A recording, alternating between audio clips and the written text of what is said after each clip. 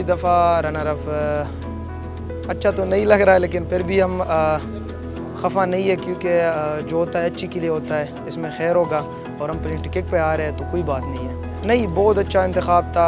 आप अगर मैचेस देख लें, सब ये पूछते हैं कि आप क्यों हारे। अगर आप लोग मैच देख लेंगे तो आपको ख़ुद पता चलेगा। तैयारी तो बहुत अच्छी थी और प्लेयर भी बहुत अच्छे थे, क्योंकि आपने देखा होगा फाइनल तक गई तो प्लेयर अच्छे थे ना। इस दफ़ा सबसे ज़्यादा गोल मेरे थे। इससे पहले जो स्टील चाइल्ड वर्ल्ड कप था उसमें मेरे सबसे ज़्यादा गोल थे, उसमें 10 गोल थे। गोल्डन बूट भी मुझे मिला है और इस दफ़ा भी मेरे 6 गोल थे।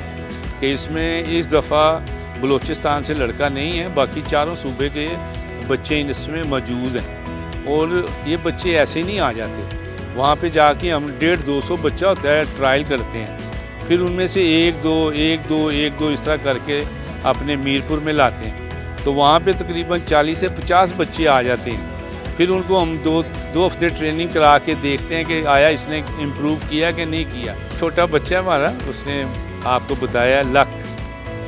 अब किस्मत से कोई नहीं लड़ सकता। यानी आप देखें कि जो मैच टाइम है, फुल टाइम जो हम है वो 1-1 ड्रा हो गए। फिर हमें एक्स्ट्रा टाइम मिला 5-5 मिनट का, उसमें भी हमारे गोल चांस मिस हुए, गोल नहीं कर सके, वो भी बराबर हो गए।